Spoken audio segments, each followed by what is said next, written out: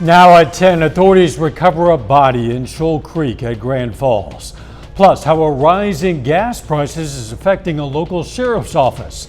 And we'll hear from a couple of Carl Junction natives who work at Yellowstone on how the flooding has impacted them. The 4 states' most watched news starts now. Authorities have recovered a body in their search for a missing man in Shoal Creek at Joplin's Grand Falls. This is KOAM News at 10. Water rescue teams have been searching the area since receiving a report that a man had gone underwater in the river yesterday afternoon and never resurfaced. Crews searched for several hours last evening, then resumed the search today using boats and depth sonar. A body was recovered around 6:20 this evening. Authorities have not yet told the identity of the person. Kansas universities, including Pitt State, will not increase tuition this year. The Kansas Board of Regents today approved flat tuition at all 6 of the state's universities. In a statement, the board chair thanked Governor Laura Kelly and legislators for providing the funding to keep tuition rates the same. Parts of Yellowstone National Park have been closed and evacuated because of heavy flooding. A couple of the people who stuck around are a brother and sister from Carl Junction, Missouri. Caleb and Tatum Graham both work at the Old Faithful Inn. They say while the area where they are has not been badly affected, the damage elsewhere has impacted them. Yeah, we're going to stay. The employees who work in Mammoth have all been evacuated to where we are. So the dining room is expected to open again, hopefully next week. But it's going to be at limited capacity just for the safety of the roads and structures in the park. There have been no reports of deaths caused by that flooding. A Webb City man is dead from an overnight motorcycle crash in Joplin. Police say 28-year-old Juan Gabriel Gonzalez Correa was riding a motorcycle at a high speed at the intersection of Zora and Rangeline. A car coming from the opposite direction was making a left turn and the motorcycle hit the car. Gonzalez Correa later died at the hospital. Let's check in with Doug Heddy for our first look at the weather. Hey Dow, it turned out to be another warm, humid day for us today. Temperatures upper 80s for afternoon highs. Actually a little bit cooler than what we saw over the past couple days, but if you really like the extreme heat, don't worry, it's coming back. 88 for us tomorrow. 79 is where we started. Most of us have been dry, even though we've had the clouds kind of in and out throughout the afternoon into the evening hours. But look at that cluster, that storm right across the northern parts of Greenwood County. It's dropped 5, 6, 8 inches of rain because it hasn't gone anywhere. It's just been kind of slowly sinking south and east. We've had some mid-level rotation with this cell. This is in northern Greenwood County, so just north of Eureka, but will start to affect Woodson County, Yates Center region, as we get into about the next 30 to 45 minutes. Now, 90% of you are going to stay dry tonight, but there are going to be some hit-and-miss storms. We'll talk about that here in just a bit. Catch you then. The rising cost of fuel is taking a toll on law enforcement budgets. The Crawford County Sheriff's Department says their spending for fuel has climbed more than 60% from a year ago, and they expect the cost to continue to increase. This time last year in May, our fuel bill was just a little under $11,000 for that month, so it was about $10,700, and that was at a 263 average. Well, this May, the average is $383, and it was a $16,000 bill. So, so we're seeing about a $6,000 from last time, this time last year. As of today, AAA reports the Kansas gas price average is now $4.67 a gallon. In Missouri, it's $4.68. Oklahoma, $4.66. In Arkansas, it's $4.54. In all 4 states, it's below the national average, which is $5 and a penny. Another impact of the rising fuel prices, a potential uptick in gas thefts. The Cherokee County, Kansas Sheriff says while they haven't seen many of those thefts yet, the thefts do typically increase when prices are high. He says if something looks out of place, don't hesitate to call. A lot of times people are hesitant to call because they're not sure whether something criminal is going on or it's not, but our job is to take a look at that. And so if you see something that just looks out of place for your neighborhood or your community, call law enforcement. We'll come check it out. Some tips could help you protect yourself. One is to get a gas cap with a lock. Those usually cost less than 20 bucks.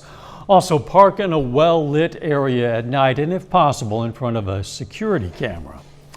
Mercy Hospital celebrates a big milestone. Mercy Joplin recently completed their 100th Watchman implant. Now, the Watchman is a device that treats atrial fibrillation that is not caused by a heart valve problem. Watchman is also considered an alternative to blood thinners, and today they're recognizing the patient who received that implant. It makes us feel great. No, we brought this service here for our community, and it feels great that we can keep them here with the doctors they know and trust, and we don't have to refer them, out to larger health systems to have it done. So it's really been a game changer for us here locally. The Watchman implant is about the size of a quarter.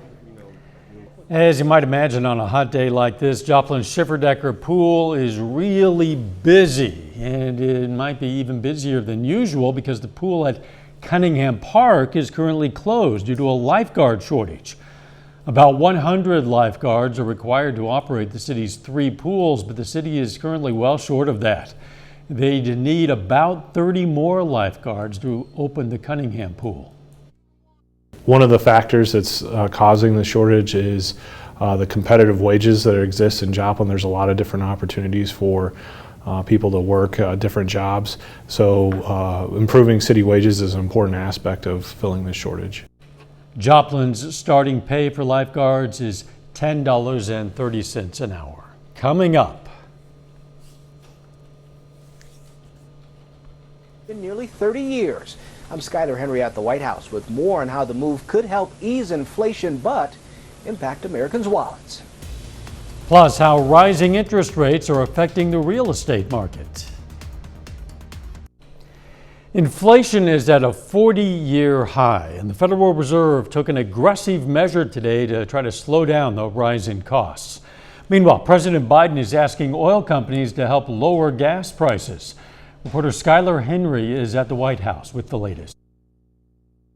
Desperate times call for desperate measures for grocery shoppers. Honestly, I've been looking at TikToks on how people grow their own produce at this point just because it's getting so expensive to go and buy it from the store. To slow those rising prices, the Federal Reserve raised its benchmark interest rate by 0.75%, the largest such increase since 1994. We're strongly committed to bringing inflation back down, and we're moving expeditiously to do so. Raising rates tends to slow spending by creating higher borrowing costs for credit cards, auto loans, and mortgages. Inflation has obviously surprised to the upside over the past year, and further surprises could be in store. The Federal Reserve is an independent body. The White House says it has full confidence in the Fed to tackle inflation, but the Biden administration is also looking at ways it can help consumers. For families, we understand gas prices are high. With gas prices now more than $5 a gallon nationally, President Biden called on 7 U.S. oil refiners to ramp up production and stop making historically high profit off Americans. Financial advisor Liz Miller. The biggest driver of inflation everywhere is energy prices and how it's flowing through the economy. So even as goods prices are going up, they're really driven by higher energy prices. President Biden is expected to discuss oil production when he visits Saudi Arabia next month. Skyler Henry, CBS News, the White House. Inflation's about 8% year over year, while the Fed's target is 2%. Powell suggested that another 3/4 point hike is possible in late July if inflation data continues to show poor results. Due to the interest rates increase, the prices of homes are going up. This means some of the nation's largest real estate companies are laying off employees. Redfin says it's reducing its workforce by about 8%. The company says demand for its services in May was 17% below expectations. Meanwhile, Compass says it's cutting about 450 of its 4,500 employees. The company is also pausing hiring, expansion, and mergers and acquisitions until the end of 2022. Automakers reported nearly 400 crashes over a 10-month period involving vehicles with partially automated driver assist systems. That includes 273 with Teslas. That's according to statistics released today by U.S. safety regulators. Automakers reported crashes from July of last year through May 15th under an order from the agency, which is examining some crashes broadly for the first time. There could soon be a shortage of an item a lot of people use to cook. Olive oil has been facing issues due to the fast spread of an olive tree-killing bacteria. That's been killing trees in Italy for several years in key regions responsible for the world's olive oil supply. A business owner in Italy says the bacteria has affected about 50% of olive oil manufacturing in the last 5 years. Later, what swimming activity folks are doing to cool down in this hot weather. Plus, the heat's going to get even hotter as we go through the next few days. We're going to look at that coming up. Well, of course, a warm, humid day for us today. Upper 80s for highs. Heat indices about 95 at times. Actually, a little bit cooler than what we had over the past couple days, but don't worry, it's going to heat right back up. Indigo Sky Casino and Resort. Indigo's just outside of Seneca, Missouri. All right, let's look at our temps across the region. We're still sitting lower 80s, so it's warm, it's humid out there. It's a muggy summer night, and that's what we're going to see as we go through the overnight hours. A light south wind to kind of breezy, keeping those temperatures up a little bit as we go through the overnight hours. In fact, after 10 o'clock, we still have a heat index. Feels like 88 to about 90 degrees. That's the way it actually feels to your skin.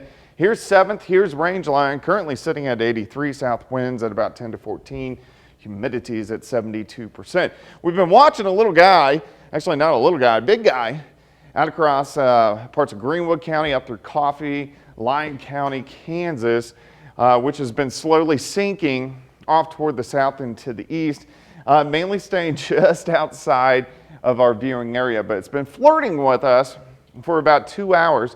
It's had some very large hail, a lot of thunder, a lot of lightning, and even some mid and low level rotations.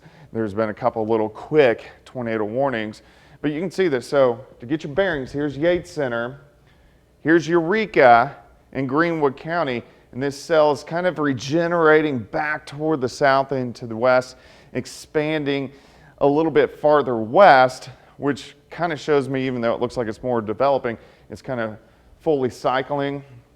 Most likely will start to weaken as we go through the next hour or two, but this may sink a little bit farther south Greenwood County, may even get into northern Woodson County. I'm sure in Yates Center, it's been on your doorstep for about 2 hours, so you've had a lot of thunder, a lot of lightning. Besides that, not a whole bunch going on here. Storms extend all the way up into parts of Wisconsin, but the farther away they get from the cold front, the less energy they get. So 95% of us stay dry tonight. Still a lot of clouds. We dip back mid 70s. We warm into, probably 90-ish by noon. You can still see tomorrow a lot of mid, a lot of upper level clouds.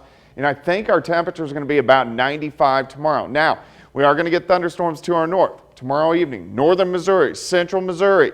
These should mainly stay northeast of the region, but we'll put in a very slight chance for an isolated storm tomorrow night as these storms, you can see it right at the top of your screen, track into central Missouri by Friday morning. Then again, Friday afternoon, a very slight chance we can get an isolated storm. Again, temperature is way up there. Let's talk humidity. You get the wonderful heat indices. Feels like about 105 tomorrow. Friday feels like about 100 to 105. Once again, so unfortunately, heat, humidity sticking around. If you are going to be outside, make sure you drink plenty of fluids because the heat's not going anywhere. Hit, miss, isolated storms again tomorrow night, Friday into Saturday. Father's Day looks pretty good, just hot, humid. This is a very typical late June, July pattern, so exactly what we're supposed to have happening. Not to say that it's welcome, but sure. Yeah, it's typical. Yep. Thanks, Doug. In this hot weather, why not cool down with some water aerobics? Yeah, every Monday and Wednesday, the Pittsburgh Aquatic Center hosts its Aqua Salsa class. Let's go. Aqua Salsa brings an opportunity to anyone who wants to learn to dance or anyone who loves to dance. The class is open to anyone looking for a good workout. We had an amazing day. It's a wonderful exercise class, and it's definitely a good workout. Class costs $25. It starts at 9:15 a.m., goes until 10 a.m. If your signal of KOAM or Fox 14 becomes kind of glitchy this week, it is a sign of progress. As we've been telling you, we're going to be broadcasting from a lower temporary antenna while the crew installs a new, more technically advanced antenna at the top of our tower. It's the final step in our More Power project. It's going to allow some people who previously lost our signal to get us again. If all goes according to plan, and we expect it will, we're going to be back up and stronger than ever by the end of June. Still ahead, the Outlaws try to win one on the road before returning home tomorrow, and Pitt State football hosts the first of 2 summer prospect camps. That and more next.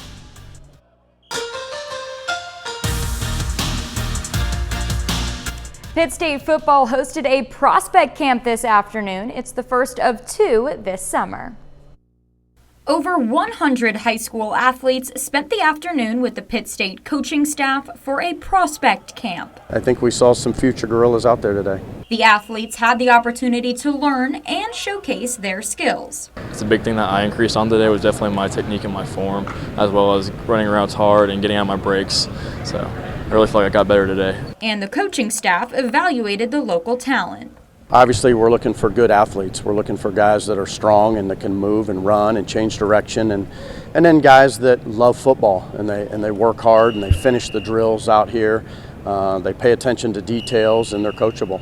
Our offense, we're not going to throw the ball 30 times a game, so kind of get out here and kind of try and spread it out and throw a little bit. It's always good. Just to kind of get out and kind of showcase what I've been working on the past couple months and get out, see some competition, and kind of feel the coaches out and see what they think. These in-person interactions are a key part of the recruiting process. We want to see guys live too, and we want to be able to work with them in a live situation. And it's really important for me, coaching the quarterbacks, to see how a ball comes out of a guy's hand and so forth. And our coaches, other positions, get the same kind of evaluation live. The energy here is different. That's one thing I like about Pitt State is all the coaches, no matter how their day going, anything, right when these players get out here, their level of intensity, everything just goes straight through the roof. But today is not only about what you can do on the football field, it's also about creating relationships. First of all, it's just getting them here on campus, showing them our beautiful facilities and what we have to offer. And then even more than that is just making that connection with the coaches and getting to know the guys. My biggest thing of playing at the next level is connection, and that's what I feel like Pitt State has the most. The second and final prospect camp of the summer is on July 15th. The Joplin Outlaws are back in action against Jefferson City tonight. The season series is split at 1 game apiece. Tonight, Joplin plates 2 runs in the 6th, and that score holds. The Outlaws pick up a win on the road and return home to host the Renegades tomorrow. In the MLB, Kansas City and San Francisco meet for the series finale. The Royals trying to avoid a sweep tonight. They hang on to win 3-2. Bobby Witt Jr. goes 2 for 4 with a run scored. The Cardinals host the final game of a 4-game set with the Pirates. Pittsburgh takes the lead in the 7th. They deny St. Louis their 4th straight win. 6-4, the final. That's a look at sports. We're back after this. Take time now to honor a member serving in the U.S. Armed Forces. John Wood joined the U.S. Army in 2005. His hometown, Iola and Humboldt, Kansas, and we salute Specialist John Wood, a 4-state hero.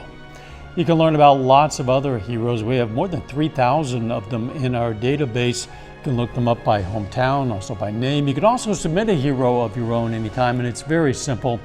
You just click on the link on our website. You know what that is, KOAMnewsnow.com. A narrow save for a group of climbers stuck in a canyon, and a town transforms itself into a giant picnic blanket, all in the name of art. Jen Sullivan has a closer look in today's Take a Look at This. He's on the move. A daring helicopter rescue caught on video. A group of climbers had to be rescued from a canyon in Utah after state officials say they had been stranded for 30 hours. Local media say that 17 of the 19 stranded were kids. The Utah Department of Public Safety captured this video of the very narrow save. It happened Friday at Utah's Garfield County Santhrax Canyon. 3, 2, 1, on the gas. Garfield Sheriff James Perkins says it took several hours to get everyone out. You get a heaviness in your chest and you just say a little prayer and throw everything you got at it. Luckily, rescuers managed to hoist everyone out safely. And now to this, a Texas man going viral for using a pool noodle to fend off his pet emu. That's Cosmo, charging at his owner, Toby Wilson, who's mowing the lawn. I tell him, I say, look, bird, you better get away. Don't do it. Don't do it. I'll give you the noodle. Toby says he started using the pool noodle to keep the big bird away, but it hasn't actually worked. But the videos have been a hit on TikTok. And finally, this town transformed its streets into a giant picnic blanket, one white and one red square at a time. Feast your eyes on this. You're looking at the town of St. Gallen in Switzerland. 2 local artists came up with the idea. Nearly 3,000 pieces of cloth were used. And in the end, groups gathered and sat down to enjoy their own picnics. For Take a Look at This, I'm Jen Sullivan. You learned a few things. For example, if your emu goes wild, you can try a pool noodle, but you might have mixed results. Didn't know that before, right? I was thinking if you have an emu who's attacking you, why not get rid of the emu? That would be an option as well. Yeah. Sad. Okay. All right, weather-wise, heat sticks around. A few isolated storms the next couple days, but 93 tomorrow, 96 Friday. Final sports notes. The Joplin Outlaws squeak out the win over the Renegades today. Those teams will play again at Joe Becker Stadium tomorrow. Very good. Hey, today is Nature Photography Day, so we invited all of you to submit pictures that you've taken, and boy, you sent in some real beauties. We're going to show you some of these as we close. Thanks for joining us. Let's make it a great tomorrow.